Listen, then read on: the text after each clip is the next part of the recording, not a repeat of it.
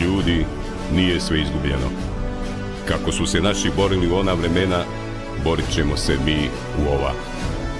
Život je borba, budućnost pripada nama, pobjednicima.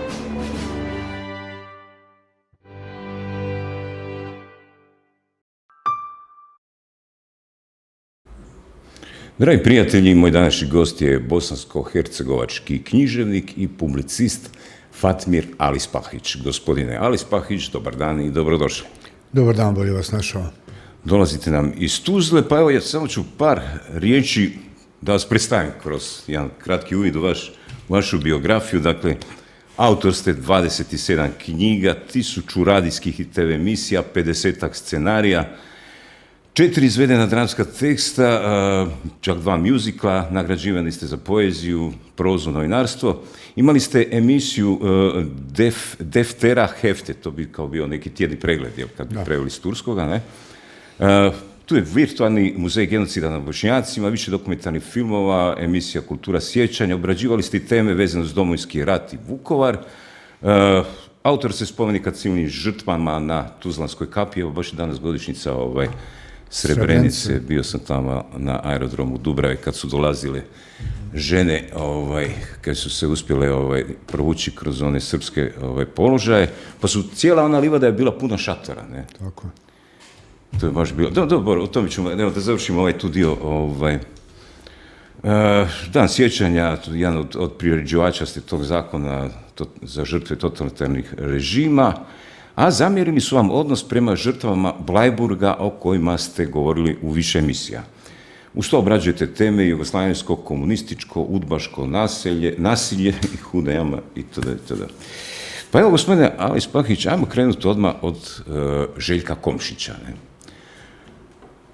Što je to taj fenomen Željka Komšića, kome je on potreban i tko to organizira?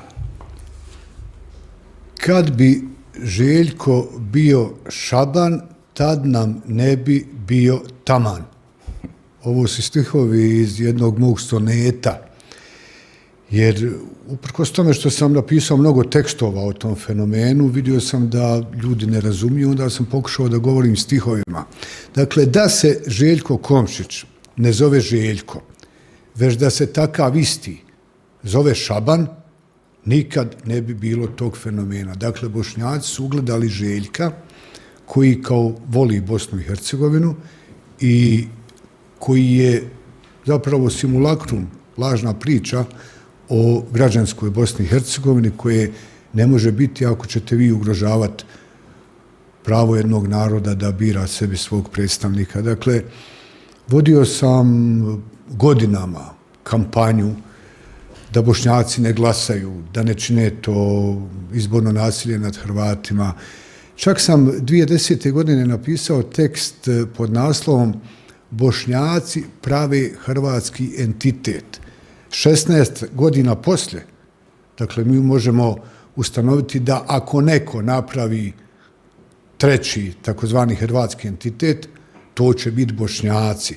Bošnjaci su graditelji onoga što Domovinski pokret je nedavno provukao kroz dokument kao zahtjev za obnovom Herceg Bosne, odnosno hrvatski entitet, kao način da se Hrvati zaštite. Jer da nije tog nasilja Bošnjaka nad izbornim pravom Hrvata da biraju sebi svog člana predsjedništva, ne bi Hrvatima nikad na um palo da prave hrvatski entitet. Sad fenomen, naravno da je fenomen. Fenomen je prvo u instaliranju, impostiranju neznanja, gdje kažemo pa tu dozvoljava zakon. Nešto što je pravo, ne mora biti pravda, ne jedno, mnogo puta. Dakle, jest ovo je pravo, ali kad postavite pitanje mogu li Hrvati tako Bošnjacima izabrati, ne mogu ili ih je manje. A zašto onda Bošnjaci govore o građanskoj demokraciji gdje kao evo zakon to dozvoljava i on je slika građanske. Pa onda je ikakva slika građanske, taj Željko Komšić. Pa otišao bi kao građanski u neko hrvatsko selo makar.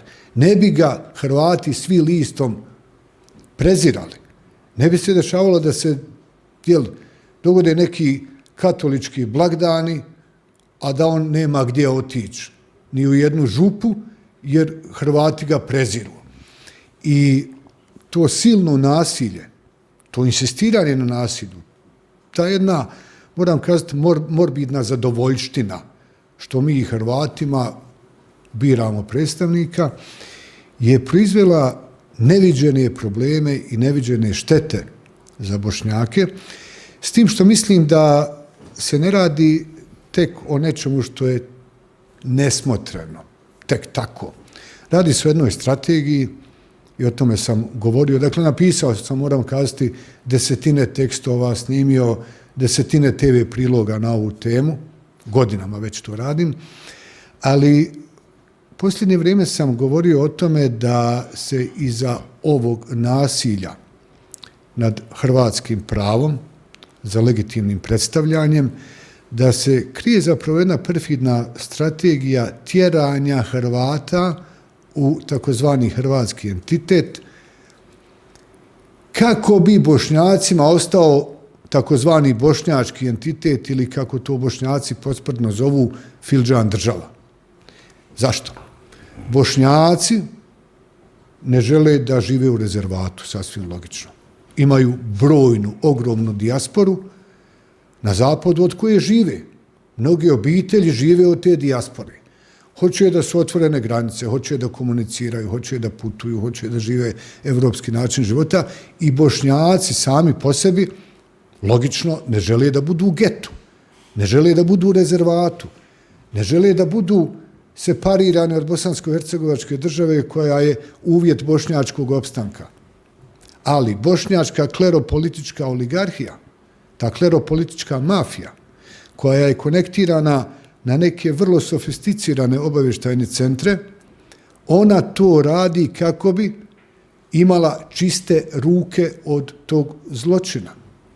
Dakle, nismo mi, eno Hrvati odošli, nismo mi krivi zato što smo ostali sami.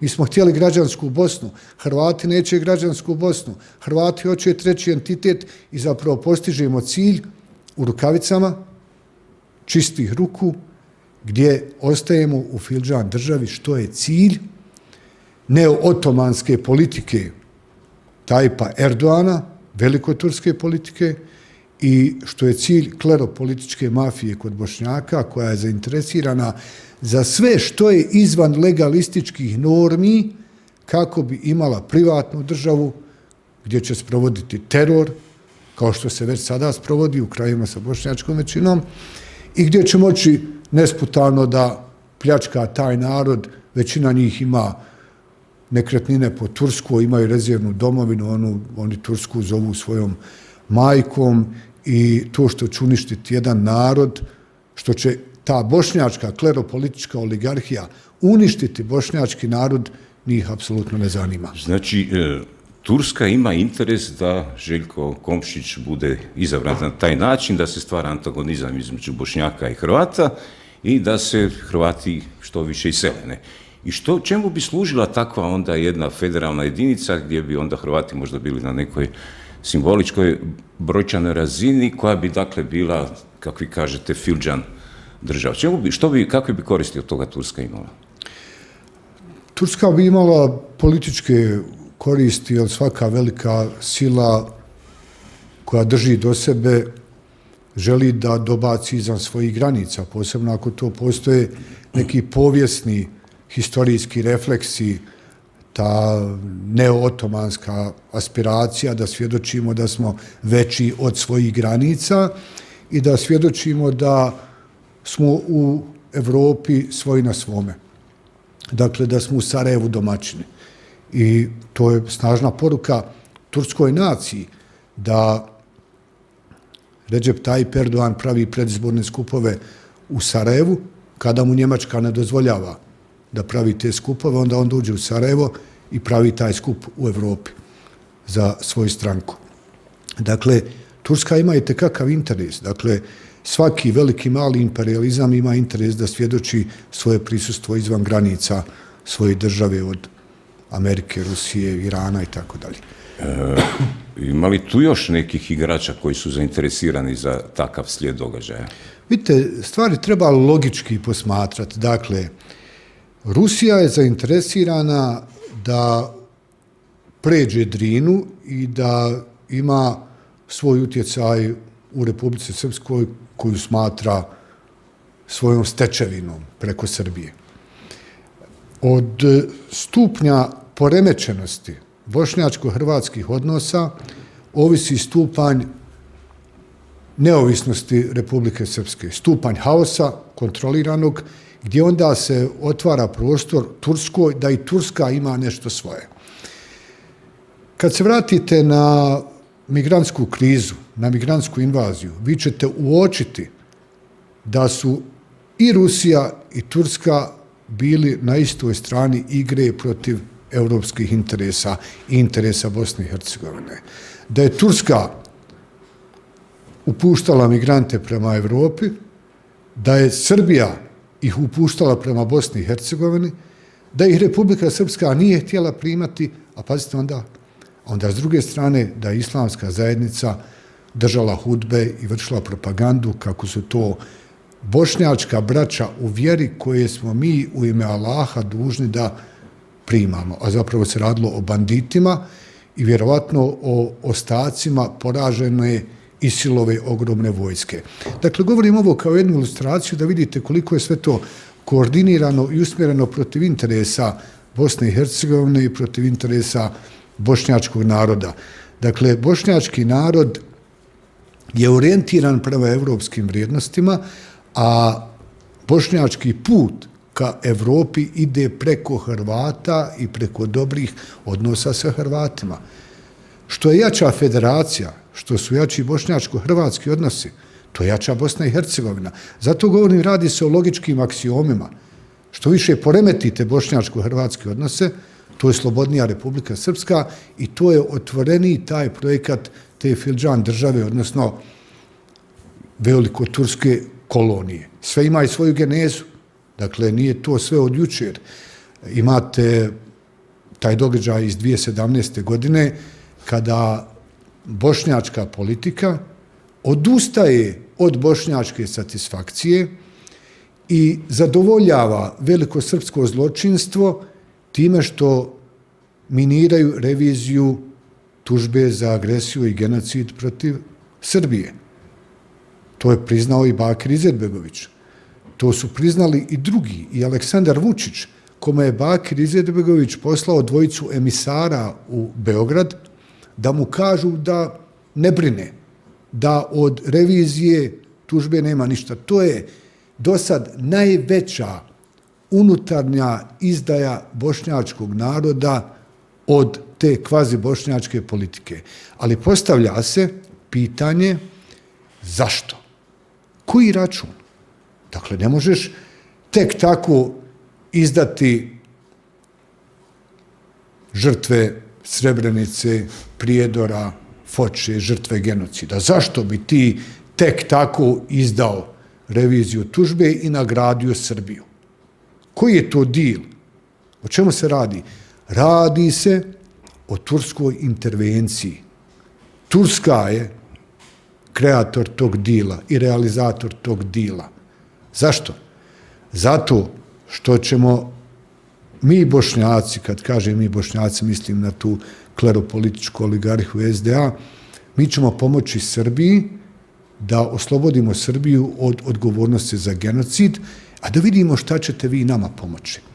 Pa vi ćete nama preko svojih kosovskih, obavještajnih, velikosrpskih struktura, u dejtonskom aparatu, u pravosuđu, u policiji, u SIP-i i tako dalje, vi ćete nama pomoći da ovdje izgradimo jednu kvazi dinastijsku oligarhiju Izetbegovića koja će vladati tom velikoturskom kolonijom, odnosno Fildžan državom, koja je, pazite, slično kao Palestina, podijeljena na zapadnu obalu i Gazu. Ti 24% teritorije gdje su kao Bošnjaci u većini, to je taj dio oko Bihaća i to ti je potez od Tuzla, Magla i Zenica preko Doboje i tako dalje. I tu je ta priča. Nakon toga potpuno se mijenja klima u krajevima sa bošnjačkom većinom i potpuno na scenu stupa nešto što je jako djelatno, što daje efekte, što ima rezultate, a to je poremećaj bošnjačko-hrvatskih odnosa, gdje na društvenim mrežama imate armiju botova. Dakle, to su stotine i stotine lažnih profila, odakle se stvara atmosfera mržnje prema Hrvatima, revanšizma i tako dalje. Na šta su, moram kazati, Hrvati jako zrelo reagirali, odnosno nisu reagirali. Vi se sjetite kad je prošle godine bilo ono kazalište u Širokom Brijegu sa klanjanjem. Pojavljuju se odjednom žene da klanjaju po javnim prostorima, da se mole Bogu, da obavljaju namaz. Mi koji nešto znamo o islamu, mi znamo da se ne može namaz obavljati tako. Ne može se završiti molitva bez predaje selama. Ne možeš to raditi u patikama. Ne možeš to raditi na prljavim mjestima. I tada sam ja ustvrdio i objavio da se radi možda o nekoj glumici iz Moskve koja nema pojma o islamu, ali je tu poslata da provocira s ciljem da se izazovu konflikti. I zato kažem, Hrvati su jako staloženo odreagirali, svjesni da se radi o provokacijama. Doduše i mi preko Deftera Hefte smo mnogo u tome pomogli, jer smo razobličavali ove kazališne predstave i stvorili smo do sada, mislim, kritičnu masu ljudi i kod Bošnjaka i kod Hrvata koji razumijevaju da se radi o jednoj predstavi s ciljem poremećaja ovih odnosa. Sad ono što je naredni korak jeste da ustanovimo u hrvatskoj politici jedan model proaktivnog djelovanja, prije svega svijesti, ali potom proaktivnog djelovanja spram nečega što je itekako organizirano s ciljem poremećaja ovih odnosa, razbijanja Bosne i Hercegovine i u konačnici dovođenja u opasnost nečega što bi trebali biti sigurnosni hrvatski nacionalni interesi. Rekli ste klerofašistička mafija, spomenuli ste SDA, je li to taj krug ljudi koji je odgovoran za ovakvu politiku, za ovakve događaje? I zanima me, ako je to bio tursko-bošnjačko-srpski plan gdje su oni dogovorili mi ćemo odustati od tužbe za genocid, vi ćete nama pomoći da ostanemo na vlasti, kako to da onda SDA je na zadnjim izborima izgubio vlast? Poznata je to priča. Želim prvo da odgovorim na ovu sintagmu klerofašistička politika. Dakle, ja sam godinama pisao i branio bošnjački narod od raznih kleveta. Imam i nekoliko znanstvenih radova, recimo, radio sam, a to se isto može uraditi vezano i za Hrvate. Dakle, ja sam radio jedan znanstveni rad na temu medijska priprema genocida nad Bošnjacima, gdje sam usporedio neke obrasce iz Hitlerove Njemačke s time kako je u srpskoj javnosti pripreman genocid nad Bošnjacima i kako je srpska javnost navođena na tu mržnju. Kažem, slično se može govoriti o tome kako je pripremana velikosrpska agresija na Hrvatsku putem pominjanja NDH, Jasenovca i tako dalje. I kažem, napisao sam i neke knjige braneći Bošnjake od raznih kleveta za terorizam. Ja imam knjigu iz 2008. godine, evo sada je to 18 godina, Teror antiterorizma naslov je.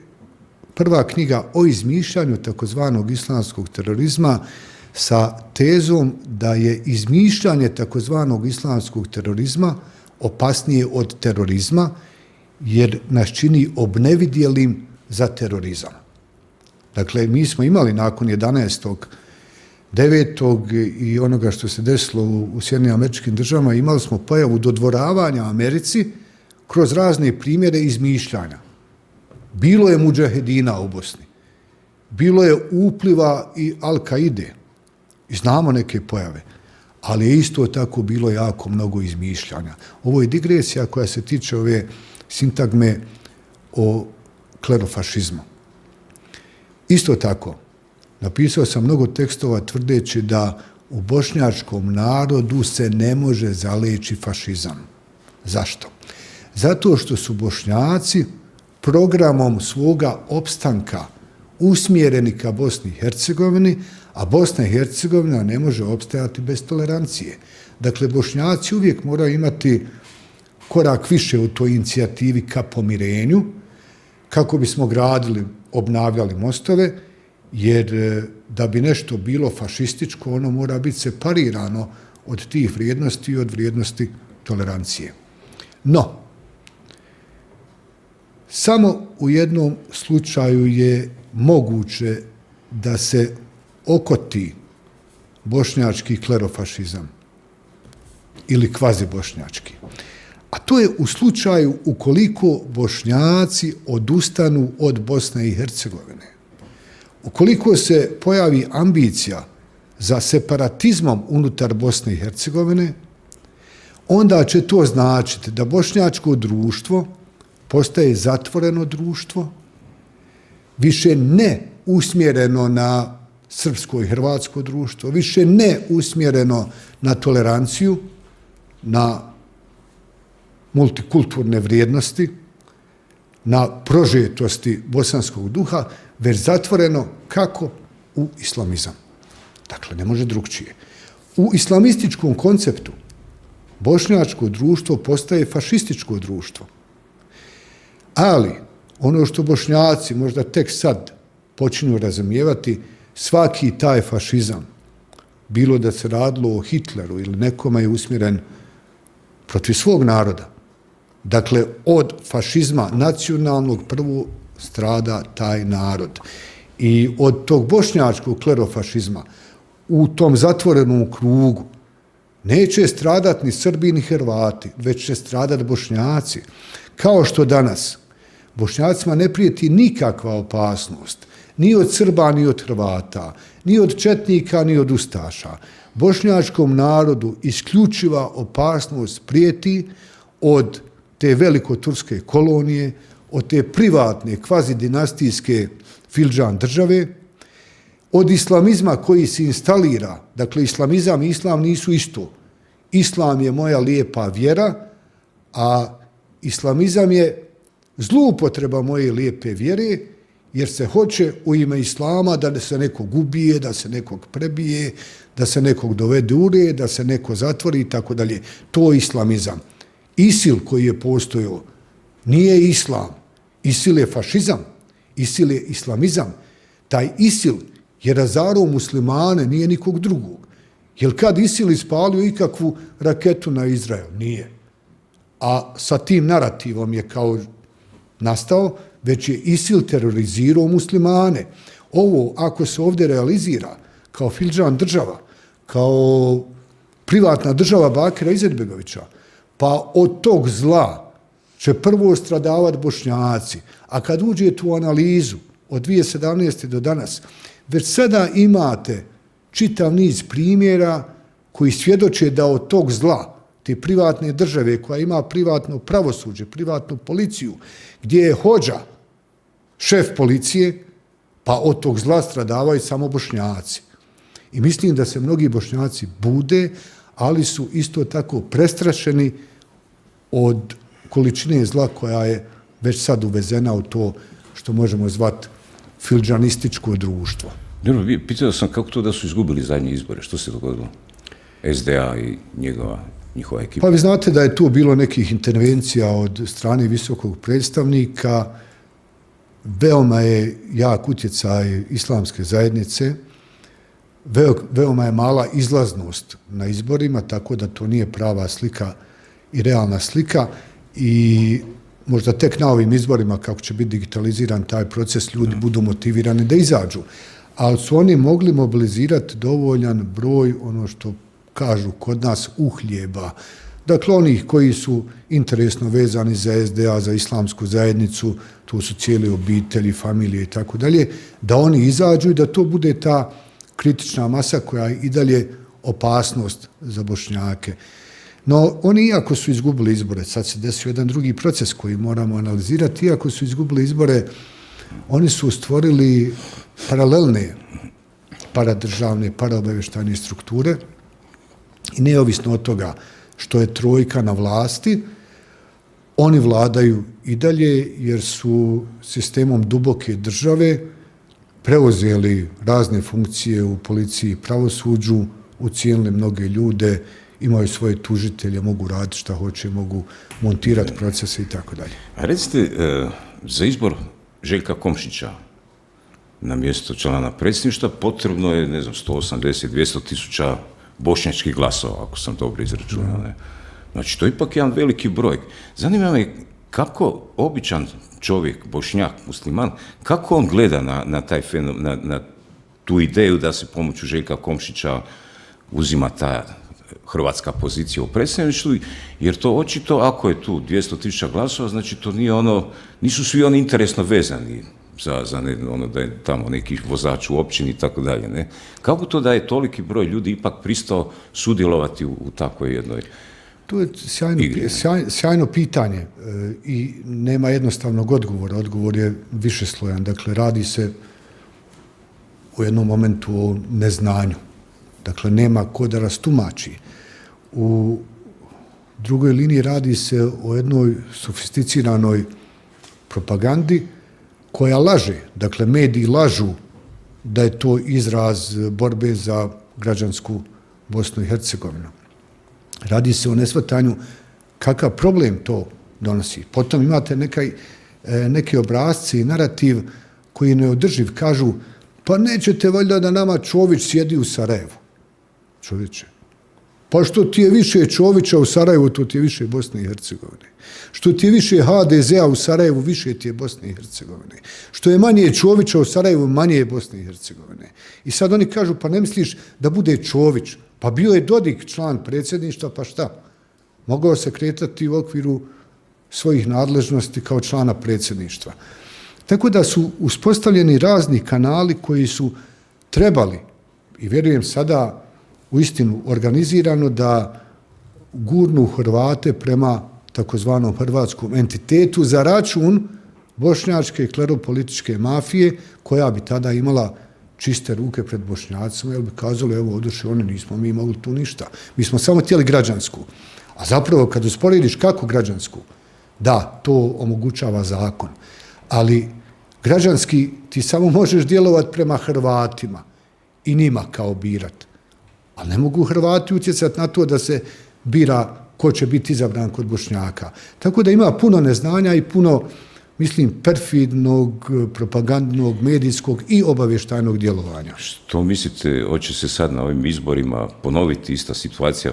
Željko Komšić je imenovan svog nasljednika, ne? Hoće li se dogoditi da taj njegov nasljednik opet istim modelom bude izabran? Ma ja, to je onaj što je bio, nema što on nije bio, on je bio nešto i Srbin i Hrvat i žalio se što ne može biti biran i tako dalje. Mislim, to je jedna lakrdija od tog nasljednika. Mislim da se to ne bi trebalo na taj način dogoditi, jer nijedan kandidat sad ne može mobilizirati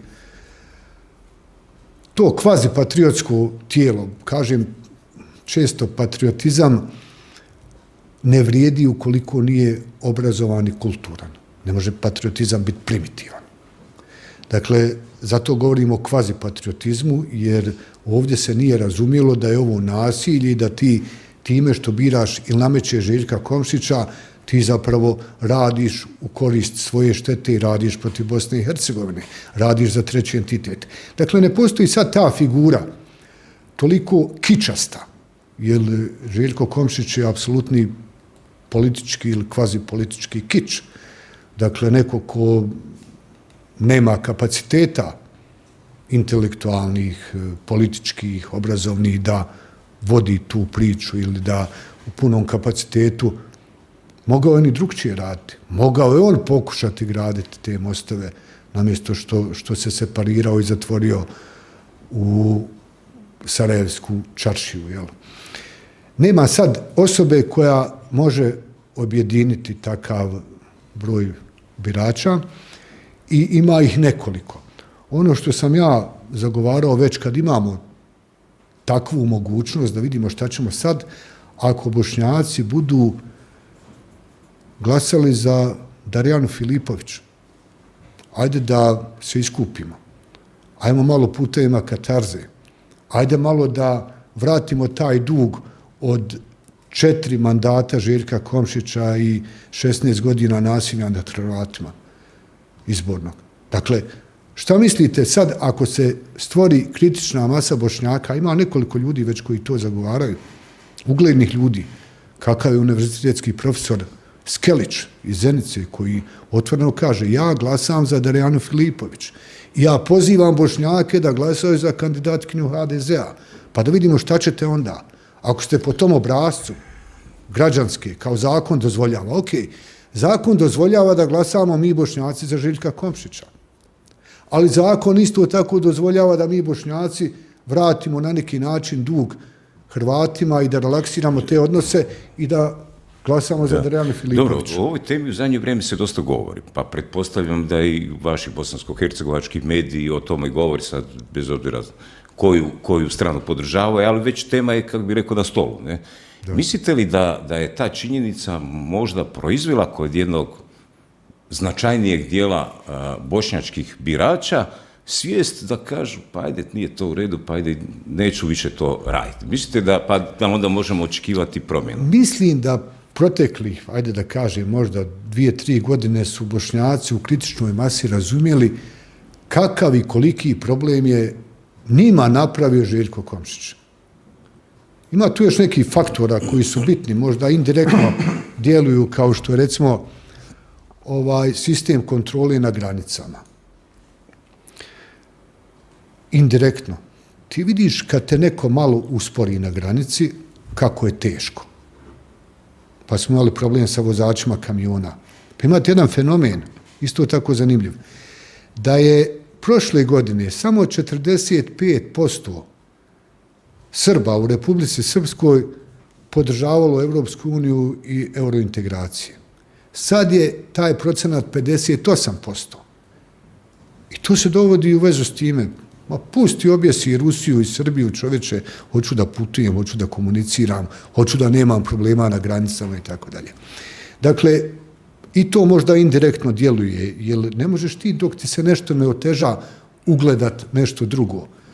A onda vidiš kako, ili shvatiš, kako taj put prema Evropskoj uniji ide preko harmonizacije odnosa sa Hrvatima. I kako kompliciranje tih odnosa, rušenje mostova sa Hrvatima nas zatvara u geto.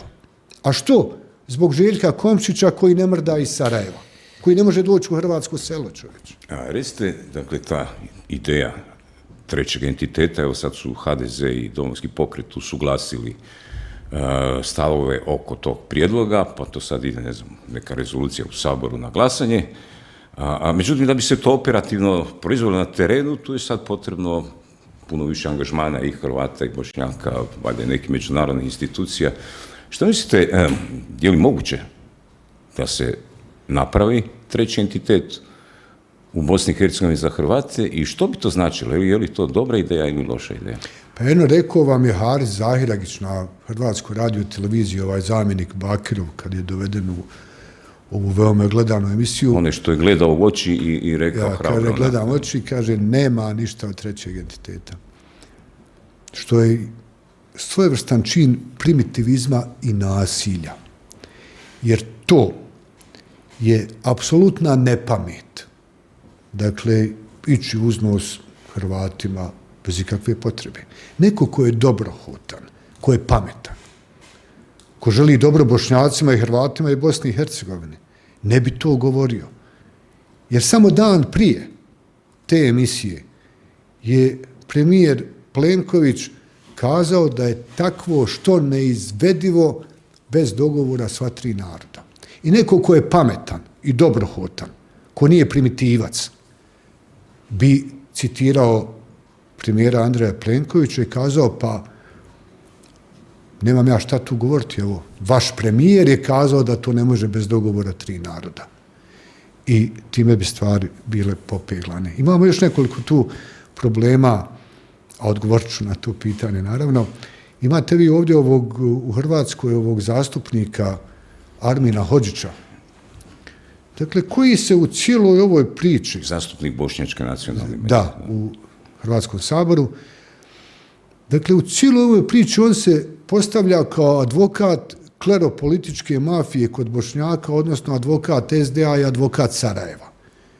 Mjesto da bude advokat i zastupnik bošnjačkih i albanskih interesa, ali bošnjačkih interesa u Hrvatskoj. Šta su to interesi Bošnjaka u Hrvatskoj? Pa to je da budu harmonizirani odnosi između Bošnjaka i Hrvata. I ovdje u Bosni i Hercegovini. A ne da uzimaš narativ Sarajeva, koji je sav konfliktno nahajcan s ciljem što efikasnijeg produbljavanja hrvatske zaštitne ambicije da ako ne možemo u Sarajevo, ako nam ne date u Sarajevo, ako nas tjerate iz Sarajeva, ako nas tjerate iz našeg prava da imamo svog legitimnog zastupnika, pa evo mi vama kažemo, mi ćemo imati onda hrvatski entitet da bi se zaštitili. A da nas ne tjerate, mi nikad ne bi spomenuli hrvatski entitet. To je vrlo jednostavno. I zapravo sad kad dođete do ovih pitanja, onda vidite da kompletna, dakle, kleropolitička oligarhija kod Bošnjaka je jedan orkestar s ciljem stvaranja ovog takozvanog hrvatskog entiteta. Mislim da Bošnjaci to vide i mislim da Bošnjaci ovaj put čak bi mogli odreagirati baš na taj način. Kaže, zakon dozvoljava. Pa zakon dozvoljava da glasam i za Darijanu Filipović. Ja sam rekao u jednoj emisiji, dakle, ja osobno i moja obitelj, mi ćemo glasati za Darijanu Filipović, kandidatkinju HDZ-a. Znate šta? Zamislite sad da Darijana Filipović uđe u predsjedništvo Bosne i Hercegovine. Sve bi se relaksiralo. Priča bi se na ovu temu završila. Imali bi posljedice, ali bismo mnogo lakše mogli liječiti te posljedice. Dakle, ja sam čak to definirao ovako. Bošnjački nacionalni interes je izbor kandidatkinje HDZ-a Darijane Filipović u predsjedništvu Bosne i Hercegovine. Da ne obrazlažem zašto sve, već sam mnogo toga rekao. A recite, je li to dobra ideja i kako bi bile posljedice ako bi se uveo treći entitet, vanjsko-političke, unutarnjo-političke? Sad se vraćamo na to, da. Mislim da u ovom času domovinski pokret, a moguće ni HDZ, ne razumiju svu pogubnost ideje, prije svega sa sigurnosnog aspekta, ideje o uspostavi hrvatskog entiteta. Ja ću evo pojednostaviti. A dragi moji Hrvati, šta ćete vi dobiti u svome susjedstvu?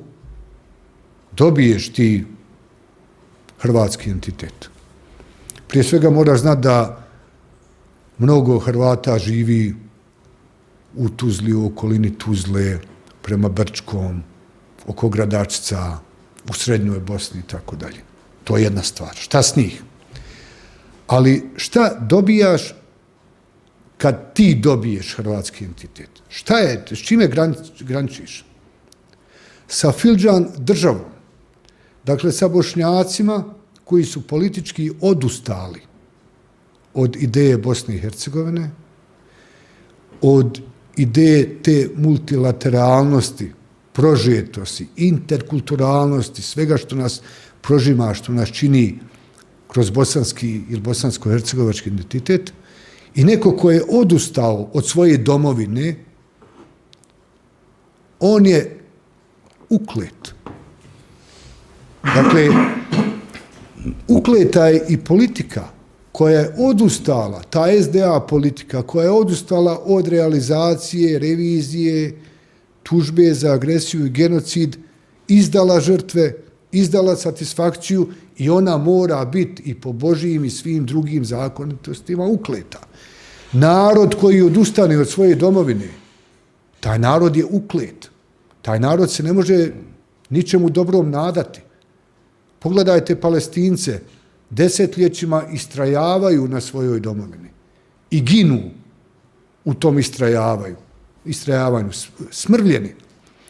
I sad ovdje imaš nešto što se zaleglo kao bošnjačka ukletost, a to je odustajanje od Bosne i Hercegovine za vid turske kolonije i uspostave fildžan države.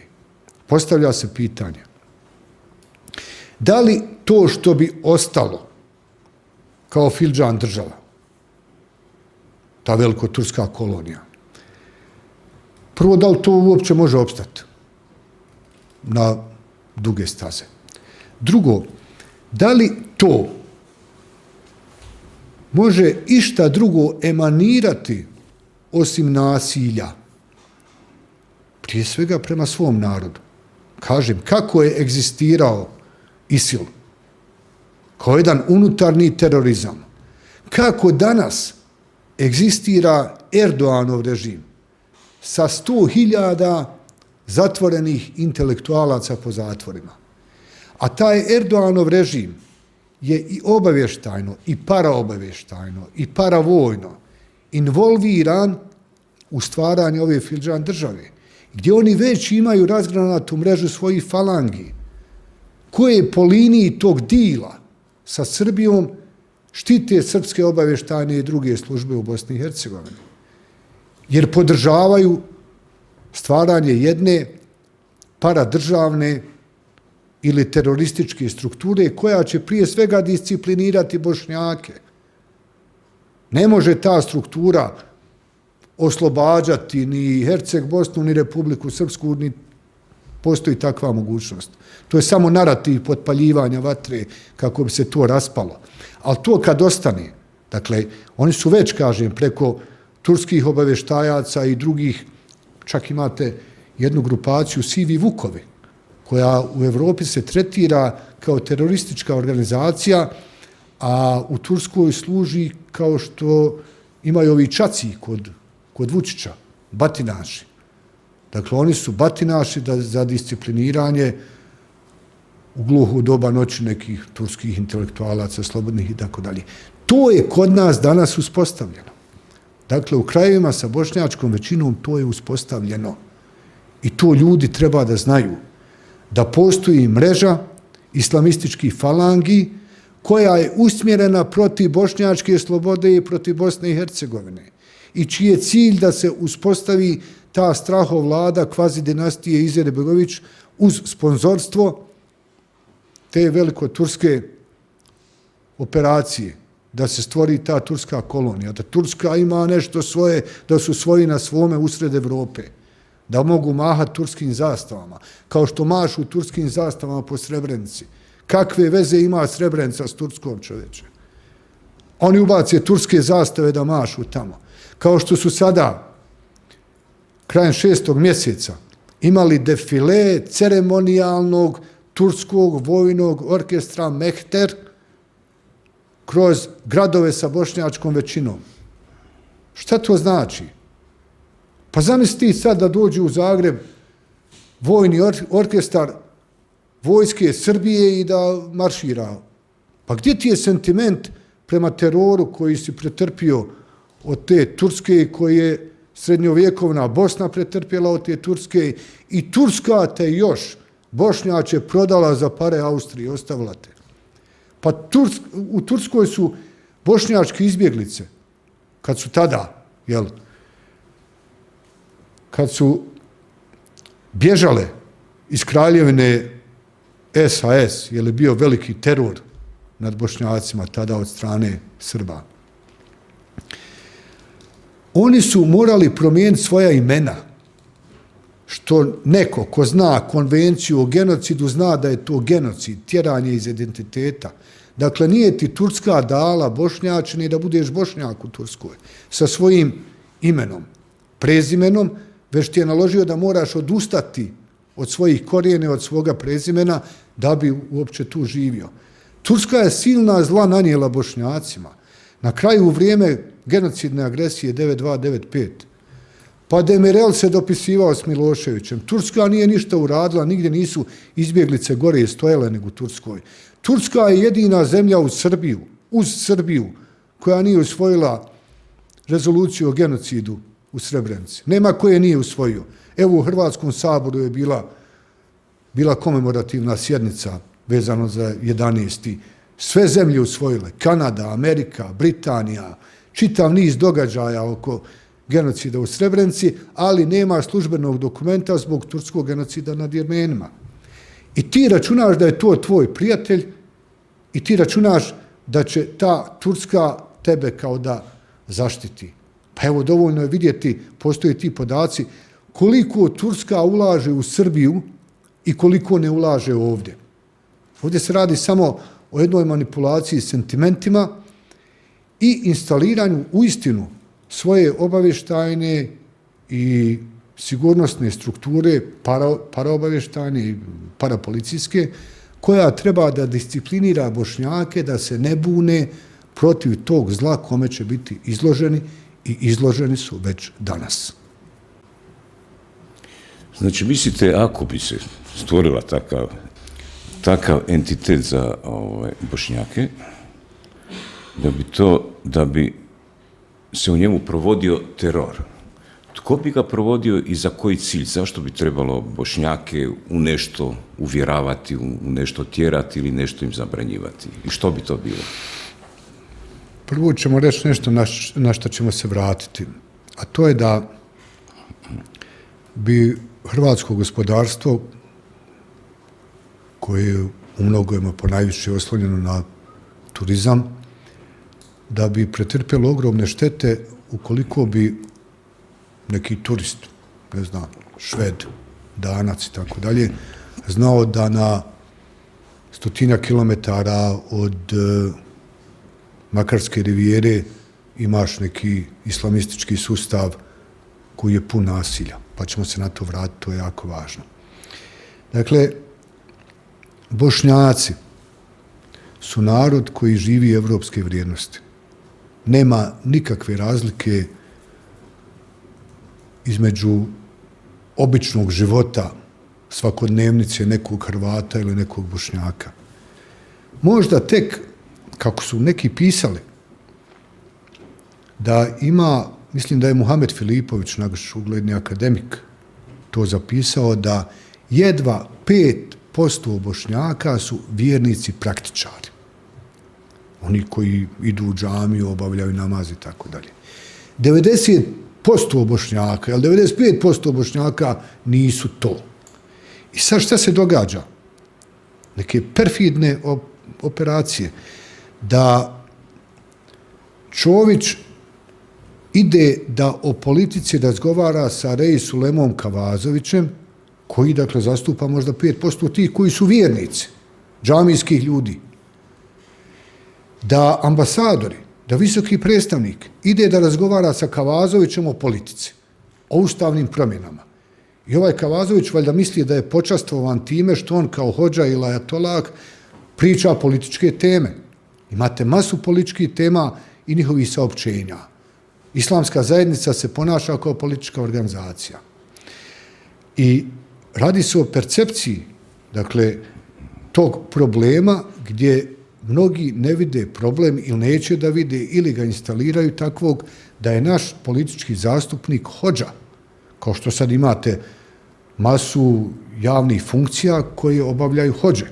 Moram vas podsjetiti na jedan tekst programski SDA iz 1993. godine naslovom Krijeposna muslimanska država, kada su oni još tada 1993. godine projicirali kakvu državu hoće kad stane rat i tamo kaže, tako kažu, tamo gdje ostane armija Republike Bosne i Hercegovine, tu će se raditi krijeposna muslimanska država i oni to sada realiziraju. Dakle, nije to nešto od jučer.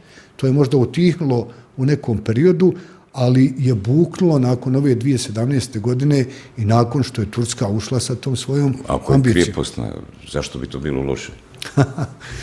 Pa kako može biti krijeposno nešto kao muslimanska država usred Evrope? Ne može to opstati. I sada se vratimo na ovo, a ko bi to nad kime vršio teror?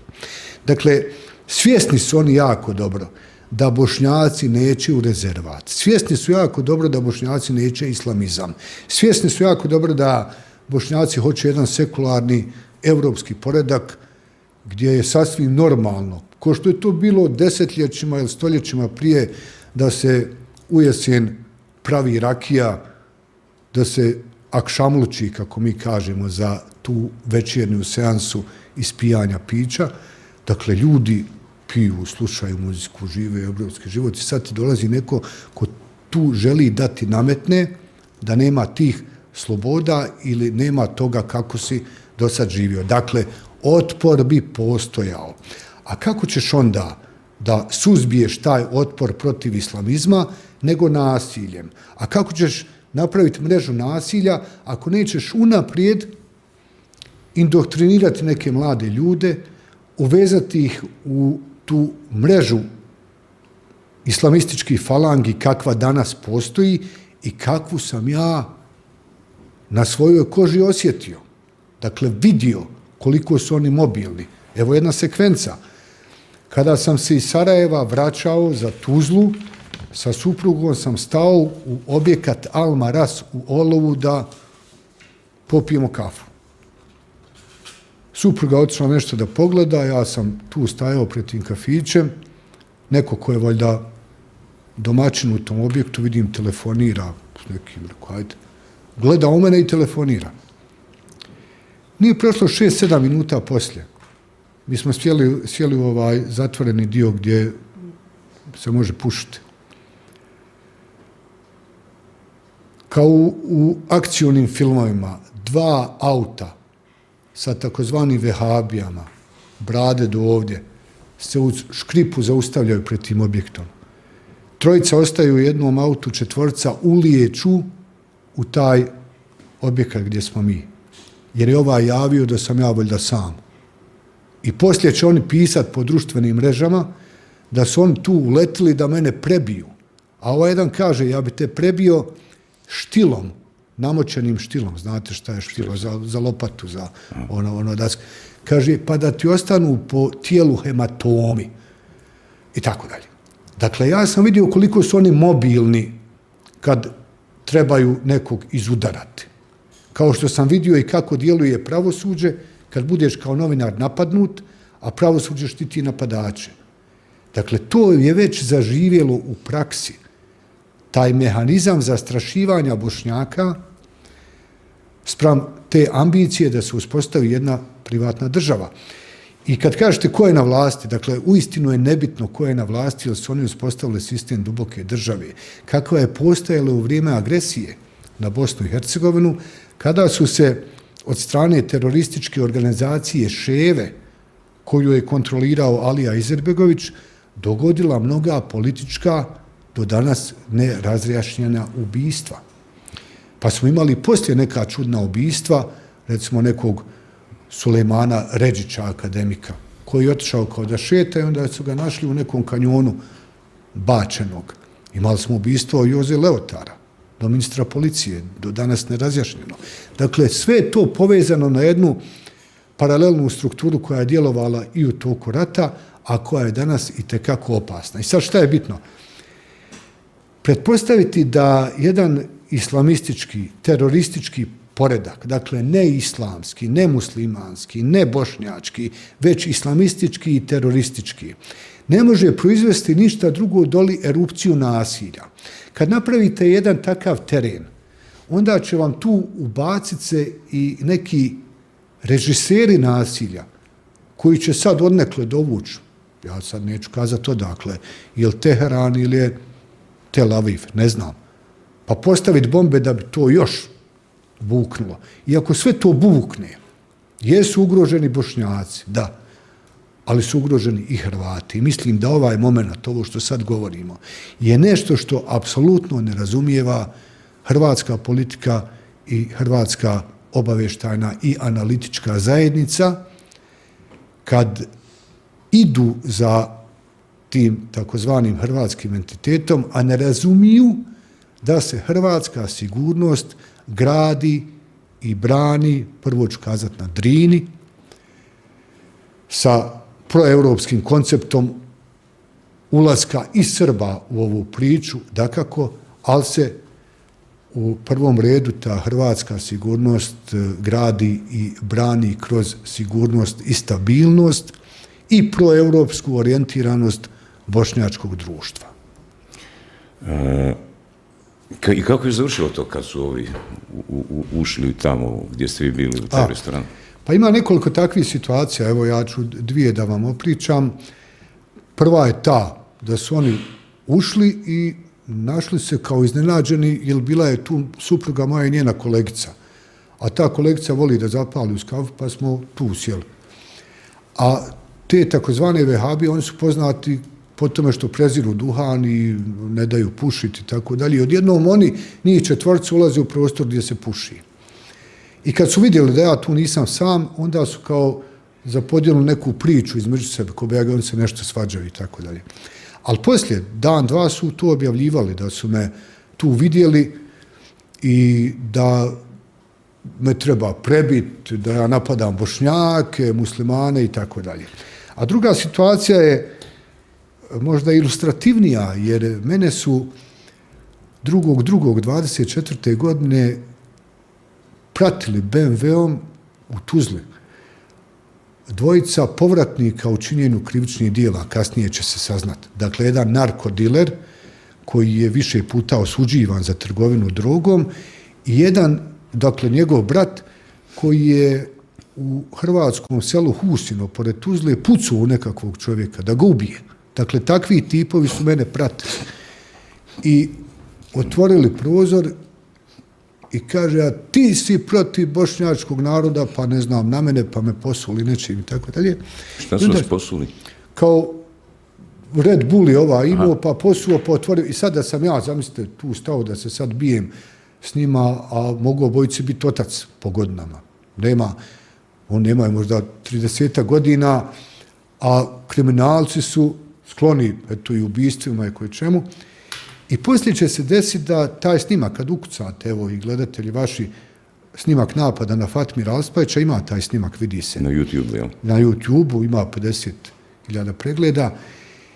Dakle, taj snimak dolazi do tužitelja Vedrana Aliđanovića, glavni tužitelj TK.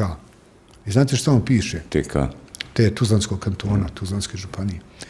On piše sljedeće, da sam ja svojim drskim i neprimjerenim narativom u svojim tekstovima izazvao ove koji su me napali. Pazite, pa šta god da sam napisao, ti mene ne smiješ napast. Ali jedan narkodiler, jedan potencijalni ubojica su kao čitali moje tekstove i njih je izazvao mojim tekstovima drski narativ, pa su oni mene napali. I taj glavni tužitelj nije njih kaznio. Dobro, sudac kažnjava, tužitelj je dao... Pa ne, tužitelj nije pokrenuo proces, hoću kazati. Nije pokrenuo proces protiv njih. Zbog toga što je... Što je to čin nasilja, dakle, to je nasilničko ponašanje. I to je pismeno obrazloženje dao zbog vaših tekstova. Pa ima to na masu adresa. Vidi se kako on opravdava, dakle, tu braću koja su me napali, jer ja imam drzak narativ, pa su oni mene morali napasti. Što imali tu neku mogućnost žalbe ili ste pokušali? Pa žalio sam se, ali pazite, sve je uvezano. Visoko sudsko i tužiteljsko vijeće koje bi moralo biti taj sistem regulacije, kažnjavanja, sankcioniranja tužitelja i sudija koji takve stvari rade, oni su imenovani od tih sudija i tužitelja. I oni rade za njih. Znači, na višoj instanciji je bila ista situacija. Pa da, i oni su to odbili. Ima još toga, ne, vidim da ste mi dali... čak je udruženje BH novinara, to je kao Bosansko-hercegovačko novinarsko društvo, tražilo protiv vas, samo malo da optužilo vas da širite mržnju prema migrantima. Onda tu je bio jedan slučaj pred Općinskim sudom u Vinkovcima, jedan hodža, navodno, jel su napao je... Ajde, jedno po jedno ćemo, evo da vam prvo dopričam ovu priču. I pazite sad. Dvojica tih tipova su mene napali, tužitelj je kazao da ne ide to dalje, ja sam kriv što imam drzak narativ. Ja vjerujem da je sad ljudima u Hrvatskoj ovo čudno. Dakle, nevjerovatno zvuči da neko napadne... Nije baš imam ja nekih iskustava. Znam da imate. Sličnih. Dakle, ali je nevjerovatno da kao novinar je kriv što je pisao, imao drzak narativ, pa neko čitao, pa hoće da ga napadne i sad nije on kriv što ga napao. Šta se događa? Ja o tome izvještavam kroz svoj defter hefte, dakle ova naša emisija imala 603 izdanja, išla od 2013. godine. To je ovako jedna talk show emisija U stvari, To je moja priča, dakle, kao vlog. Ali ta emisija bila gledanija od svih emisija državne televizije. Dakle, imala je uvijek 26.000 pregleda, pratilaca i više pregleda. I događa se da ja o tome pričam. Vidite, reko tužitelj, to, evo vidite dokument, evo vidite snimak, ja napadnut, ja kriv, ovi što napadaju nisu krivi, reko, nek zamisli taj tužitelj da neko njega tako napadne, presretne i tako dalje. I ta dvojica tipova, tih kriminalaca, mene tuže za klevetu. Zamislite, tuže me za klevetu. I traže negdje da ih platim 5.000 maraka kazne. Ti napadači. Napadači, jer sam ja njih oklevetao jer sam pričao da sam napadnut. A svako vidi da sam napadnut. Na snimci. Na snimci se vidi. Događa se da ta dvojica tipova na Husinu, u tom hrvatskom selu pored Tuzle, presretnu nekog oca i sina i sa metalnim šipkama ih izudaraju, a jedan od njih puca u tog čovjeka. Idemo sad na ročište. Odvjetnik, moj doktor Ajanović i ja kažem, prošlo je 2 mjeseca od tog događaja, rekao, pa nije valjda da ovaj što je pucao u čovjeka, rekao, neće on valjda doći. Kaže, pa ne bi trebao pucao u čovjeka, trebalo bi da je u zatvoru. On dolazi. Pa ne može on bez glavnog tužitelja TK Vedrana Aliđanovića biti pušten iz pritvora, a htio ubiti čovjeka. I on na slobodi tuži mene što sam govorio da sam napadnut, a svako vidi da sam napadnut. Dakle, to su tolike anomalije, kao što je ovaj sad slučaj, evo da kažemo za tog hođu iz Vinkovaca. Dakle, općinski sud u Vinkovcima je presudio za obiteljsko nasilje jednog hođu. Dakle, on je hođa pravi, ima snimak, videokamere, mi smo to pustili u našoj emisiji, snimak gdje on davi svoju ženu, sada bivšu ženu, pred 2 djece. Općinski sud u Vinkovcima presudi čovjeka za obiteljsko nasilje, koji usto i vjeroučitelj u školi.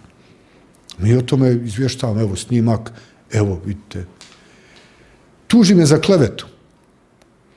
U Tuzli dolazi supruga ta. Na sud kaže, jest, ja sam davljena, snimak je vjerodostojan. Dakle, imate svjedočenje supruge koja je davljena, imate snimak gdje vidite da on davi ženu. I sutkinja Rukija Jusupović mene presudi na 5.000 maraka kazne da sam oklevetao hođu jer sam govorio o tome što svako vidi. Ovo govorim da biste razumjeli do koje mjere je bolesno i okupirano. Jeste platili 5.000? Bila je žalba pa sam platio oko 3.000 i nešto. Ali pazite sad šta je kuriozitet ove priče. Sutkinja koja je to presudila, kod nas, pazite, najgore je da o nekome napišeš, ti ćeš dobiti možda 1.000 maraka kazne. To su te presude za klevetu. Ovo je drakonska kazna.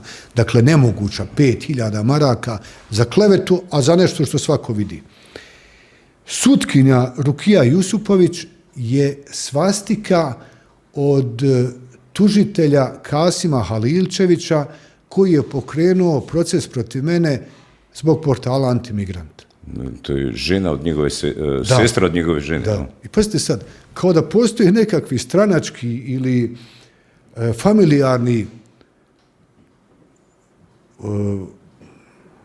lobi, neke mreže koje tako djeluju. Dakle, ovamo sudi svastika u Tuzli, a ovaj u Sarajevu tužitelj. I on podiže, to je jedinstven slučaj, mislim. Ja sam pokrenuo portal Antimigrant 2019. godine, to je prvi portal u Evropi još uvijek za borbu protiv trgovine ljudima i protiv ilegalnih migracija. Ali, pošto je kompletan sustav bio uvezan u trgovinu ljudima i uzimanje para od trgovine ljudima i trgovaca ljudima, uključujući i nešto najnečasnije u toj priči, a to je da su mediji bili dio te nečasne priče uvoza ilegalnih migranata, zapravo migrantskih bandi koje su ubijale, silovale, pljačkale. Svi su se oni udružili da se isposluje optužnica protiv mene da ja širim mržnju prema migrantima. I Državni sud Bosne i Hercegovine prihvati tu tužbu. Ja sam onda 12 puta išao u Istuzle na ročišta i na kraju sam pravomoćno oslobođen, zahvaljujući jednom čestitom sudiji, koji je sve to sagledao, ali šta je ovdje beščašće? Da udruženje novinara pokreće, inicira tužbu protiv mene koji sam pokrenuo portal Antimigrant gdje istinito izvještavam o tome šta se događa. A šta se događa, pazite, kod nas su ubili na Iliđi u Sarajevu migranti jednog sjajnog momka Jasmina Berovića. Dvojica njih su ga iskasapile. Znate gdje su završili ti migranti koji su to noć u 11 sati ubili Jasmina Berovića? Ujutru su bili u Beogradu. Ujutru su bili u Beogradu. Šta to znači? Da je Beograd bio potpuno involviran u uvoz ilegalnih migranata zajedno sa islamskom zajednicom koja je lagala bošnjački narod da su to muslimani, napačeni, braća u vjeri i mi smo bili izbjeglice i oni su izbjeglice i tako dalje. Radi se o banditima. Otkud oni u Beogradu? Pa oni nisu mogli biti nakon tog ubojstva prebačeni u Beograd bez državnih službi. Dakle, to govori da je kompletan sistem bio uvezan u tu zavjeru protiv sigurnosti građana. I onda sam ja napisao tu knjigu Antimigrant, hronika zavjere protiv sigurnosti građana od strane države. Ali evo, kazao sam to kako to djeluju ti porodične mreže, da te ovamo sutkinja sudi, ona je njemu šta bude, svastika, on je njoj zet. To ono, kad je te tuži, kad je ti sudi, to je to. Da. Za sve ovo što ste sad rekli, vi imate argumente. Pa, dobro, evo, samo to vas moram pitati. Govorili ste da za Hrvate taj treći entitet ne bi bio dobar, jer bi, dakle, takva jedna država bila tu 100 km zračne linije od Makarske u susjedstvu i da ta inicijativa, evo što kašljemo toliko, nije baš pametna. Kažete da ni Hrvatska obavještajne službe, ni Hrvatska državna vlast ne razumiju potpuno taj problem, pa se upuštao u inicijativu trećeg entiteta. Ali što bi po vama onda hrvatska strana, Hrvati u Bosni i Hercegovini, tajne službe, hrvatska državna vlast, kako bi se oni trebali postaviti u cilju rješavanja problema položaja Hrvata u Bosni i Hercegovini, tog preglasavanja i drugih, recimo, stvari?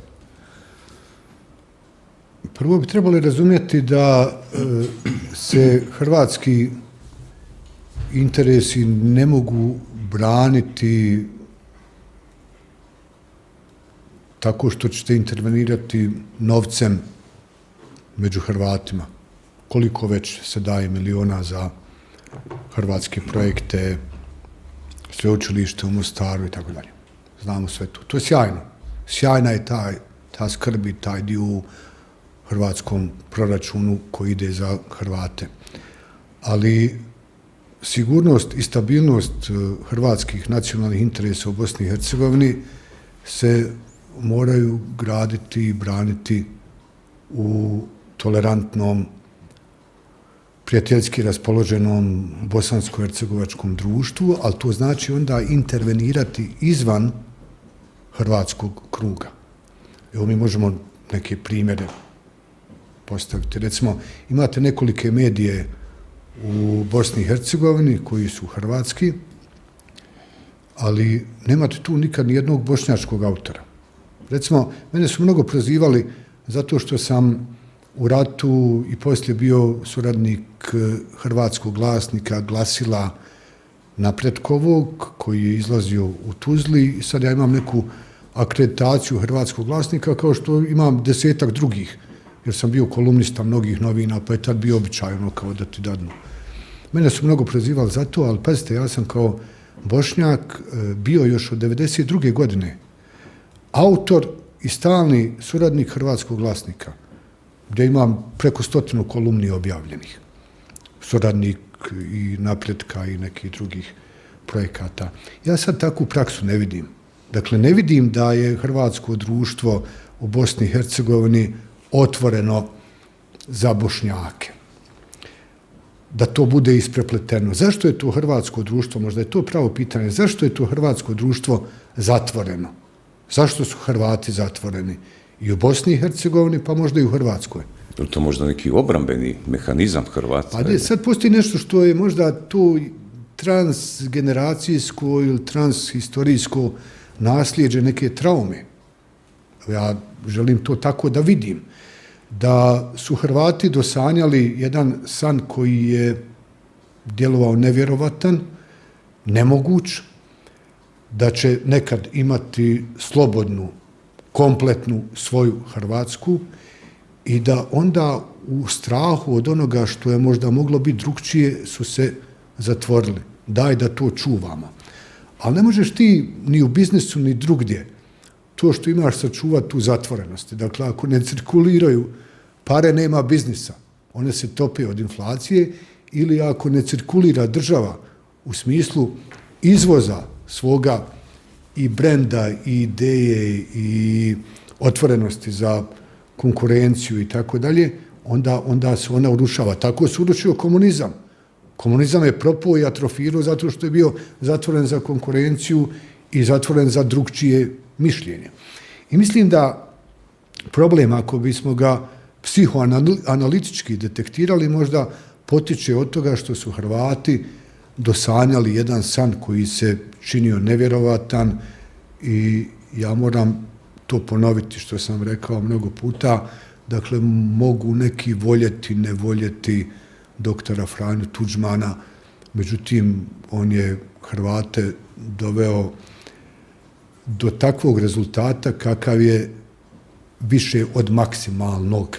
Jer ne zaboravimo, da nije bilo tako agresivnog Slobodana Miloševića, da nije bilo tako agresivne velikosrpske politike, pitanje je gdje bi Bošnjaci otišli. Dakle, da su Srbi bili mekaniji prema Bošnjacima, ne bi možda Bošnjaci krenuli put nezavisnosti Bosne i Hercegovine. A tada bi i cijela priča oko Domovinskog rata bila drugčija. Zato kažem da je Franjo Tuđman uspio isposlovati više od maksimuma i dobiti nešto što se u vrijeme postojanja Srpske krajine i svega drugog, što se nije doimalo kao moguće. Kako? Da ne bude Knina okupiranog i tako dalje. Dakle, sve to što se dogodilo je nešto nevjerovatno i zato možda postoji još uvijek nevjerica. A da li smo mi, koji smo pretrpjeli sve to, od Blajburga do raznih drugih komunističkih zločina, uistinu dočekali da smo sigurni? Ovo sad govorim jezikom Hrvata. Pa evo, ono što sam ja mogu iz nekih razgovora sa ljudima koji žive u Bosni i Hercegovini, uglavnom na hercegovačkom dijelu, čuti je otprilike to da svaki pokušaj neke inicijative, nekog projekta najčešće naiđe na preglasavanje od strane bošnjačke većine u tim institucijama lokalne, u samoupravi ili u toj firmi i zapravo se događa jedan oblik diskriminacije da se Hrvatima onemogućuje ili napredovanje ili sudjelovanje u projektu ili uopće nekako zapošljavanje i da im onda jedno što mi preostaje da doma kod sebe pokušaju nešto napraviti. Ne? Pa pretpostavljam da je to otprilike neki put zaključivanja zašto i kako su Hrvati došli do ideje za trećim entitetom, jer su jednostavno zaključili da nije moguće više kroz nekakvu suradnju temeljenu na, recimo, Dejtonskim ugovorima ostvariti, da oni tu stalno izvlače deblji kraj ili kraći rukav. Evo, to je otprilike priča sa hrvatske strane, pa sad evo komentirajte. Okay, nemojmo zaboraviti da je moguće, prvo, Herceg Bosna je živjela, pa je u nekim elementima i preživjela. Dakle, živi sada Herceg Bosna kroz neke firme, javna preduzeća i tako dalje. Nemojmo zaboraviti da je vrlo moguće da u jednom dijelu hrvatskog puka postoji realna želja da mi imamo nešto svoje. Kao što Bošnjaci sada govori. Pa dosta je više, nema više od Republike Srpske ništa, nema tamo Bošnjaka, jedno dol Hrvati neće s nama, daj da mi imamo nešto svoje, da smo svoji na svome. Čak je SDA imala odmah na prvim izborima poslije rata 96. imala slogan u svojoj vjeri na svojoj zemlji. Dakle, daj da mi imamo naša vjera, naša zemlja. I ja ne isključujem ambiciju koju je ovdje potranjivao, legitimirao Željko Komšić i Bošnjaci sa Željkom Komšićem. A to je daj da mi imamo dole nešto svoje i nama upravo odgovara to nasilje u Sarajevu. Jer vi nas nećete. Taman nama dobro što nas nećete, mi ovdje imamo jedan prostor koji funkcionira ipak separiran od države Bosne i Hercegovine. Recimo, kažu da mnoge firme nisu u fiskalnom sistemu, da ne smije porezka uprava dol ni doći, tako dalje u Hercegovini. Ali ajmo sad se vratiti na nešto što se događa u praksi već dugo i gdje Hrvati nisu pokazali tu zrelost naroda koji treba da vodi. Da, sjajan Domovinski rat, sjajni rezultati, slobodna Hrvatska i Hrvati zatvoreni.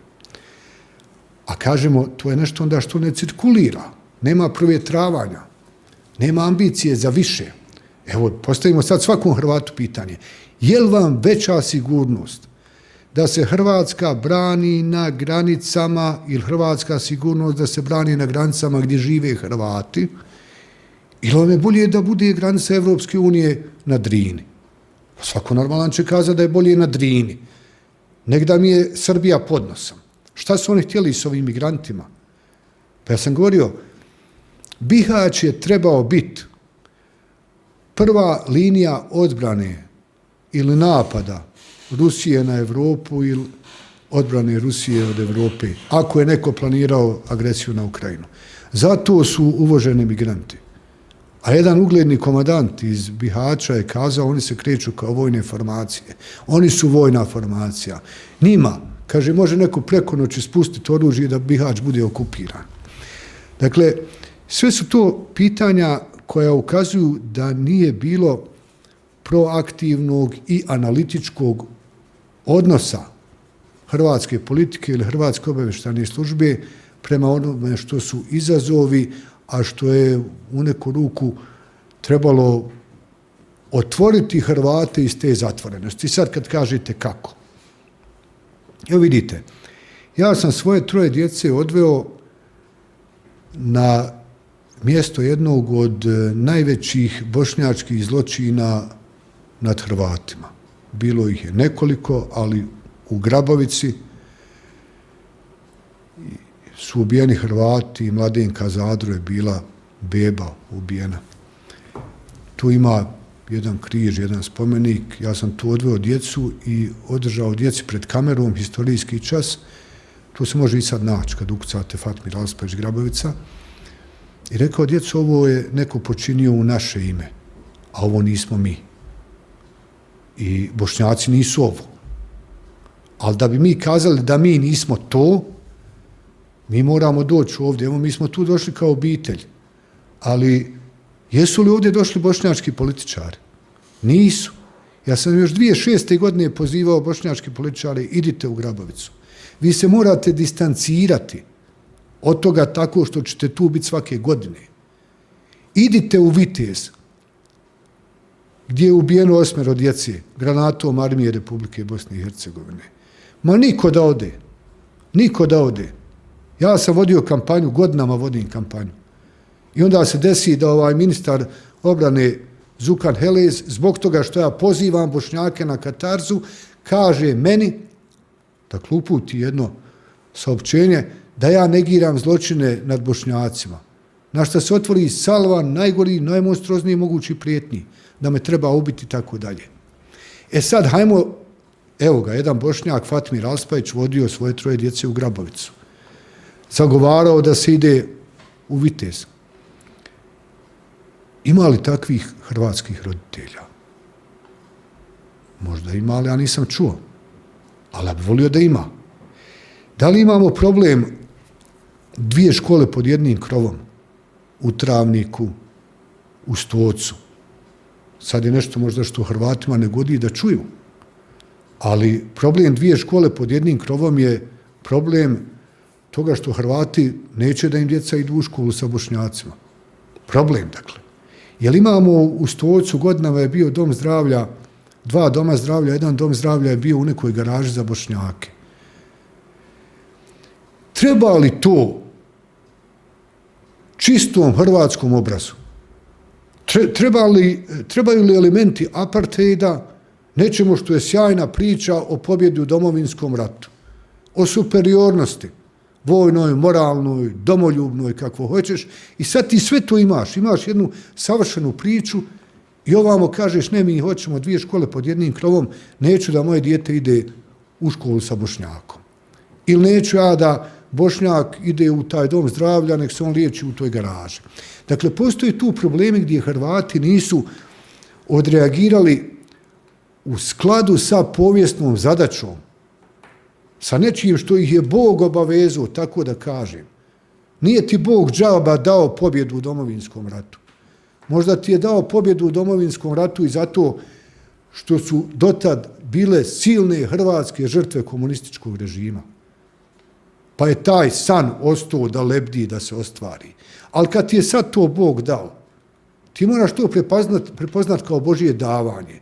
Jer je Domovinski rat jedno čudo neviđeno. Da se tako uspješno završi oslobađanje Hrvatske. Dakle, dobio si nešto što te obavezuje, ali te obavezuje da budeš na visini povijesne zadaće. A ne možeš biti na visini povijesne zadaće ako dopustiš da u Stocu postoji ambulanta za Bošnjaka, ambulanta za Hrvate, a ti to određuješ. Ili da postoje 2 škole pod jednim krovom. Dakle, ta superiornost koja je proizašla iz Domovinskog rata je ušla u jednu statičnu fazu. Dakle, u fazu onoga gdje je bio komunizam, neprovjetravanja, atrofiranja. I sad kad pogledate hrvatsko društvo, pratim te silne polemike i oko antifašizma i oko dana sjećanja i tako dalje. Oko perioda NDH.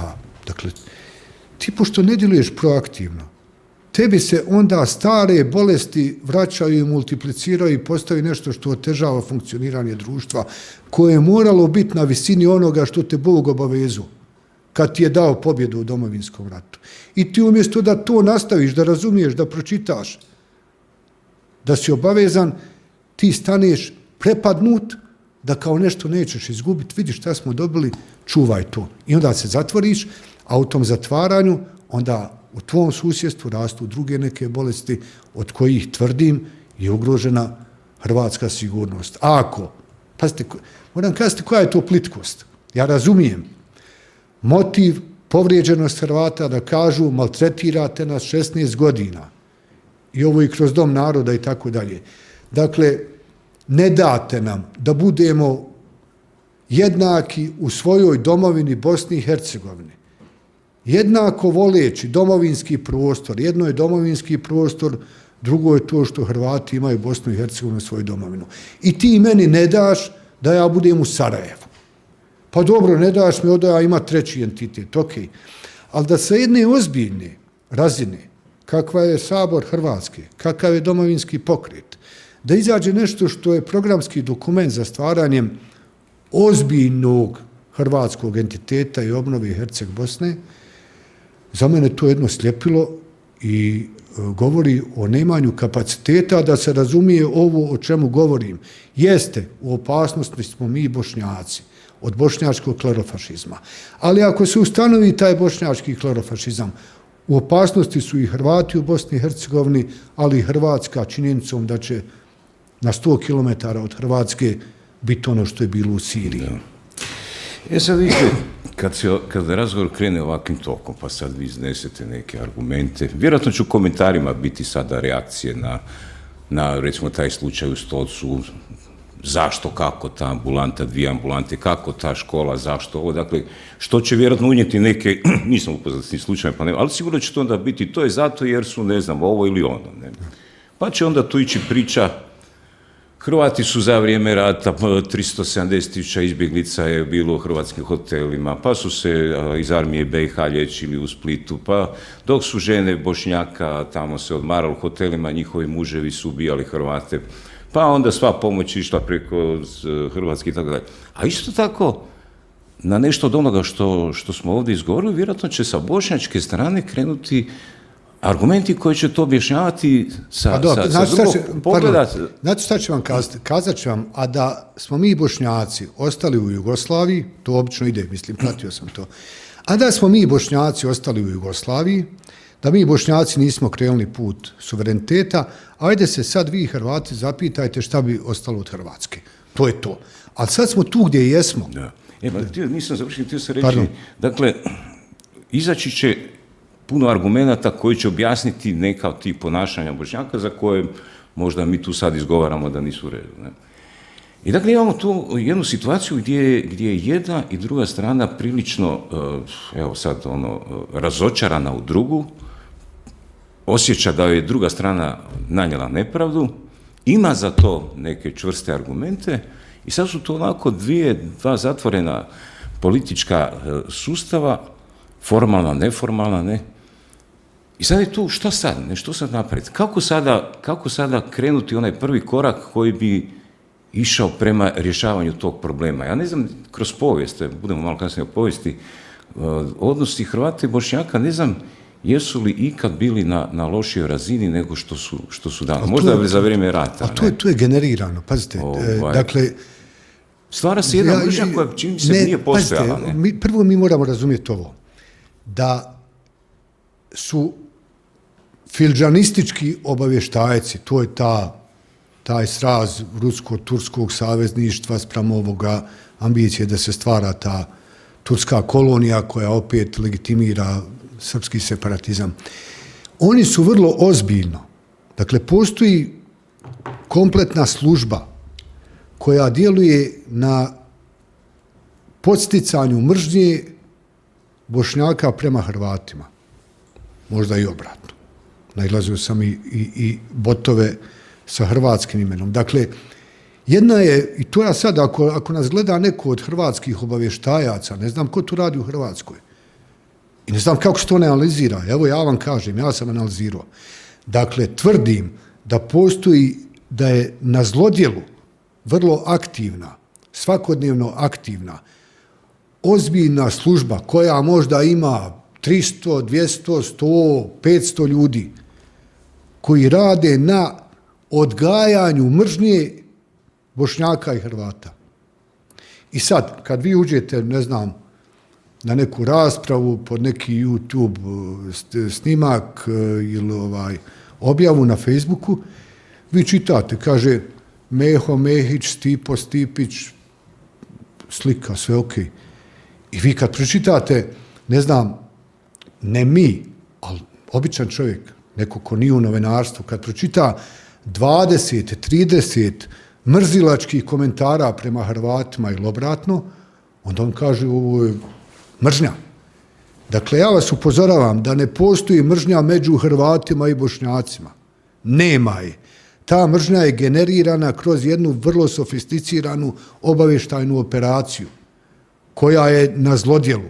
Dakle, jedan vrlo ozbiljan obavještajni organizam na tome radi. I mi sad, čitajući te komentare, tvrdimo da je to tako, a to nije tako. I sad šta uradi dalje? Ima i stvari koje su sad drugčije. Potpuno su drugčije.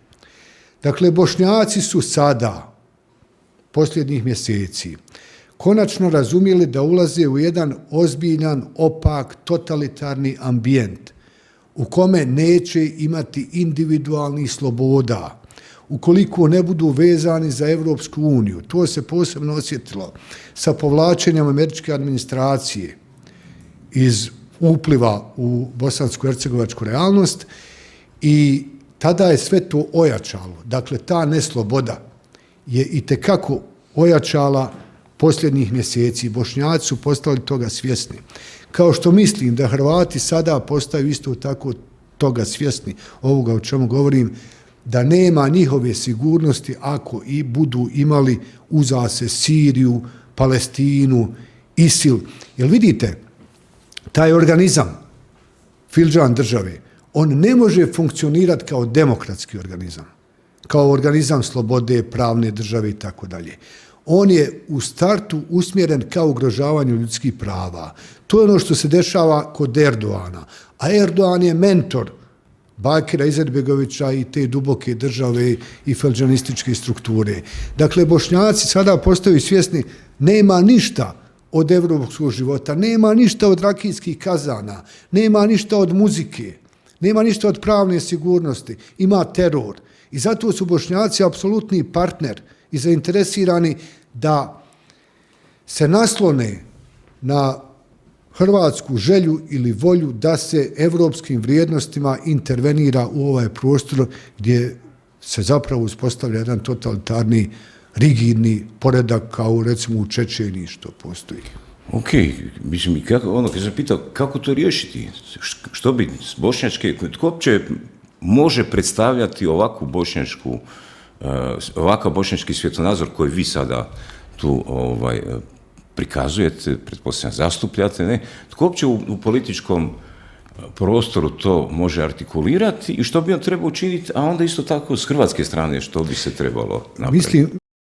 U drugom dijelu Fatmir Alispahić razotkriva bošnjačku kleropolitičku oligarhiju, djelovanje KOS-a od Alije Izetbegovića do Federacije BiH, opasnosti ilegalnih migranata nakon propasti ISIL-a strateški raspoređeni po Europi, o lažima islamske zajednice, pretvaranja vjere u politiku, života u turskom kalifatu, o nečastivom i kako pomiriti Hrvate i Bošnjake.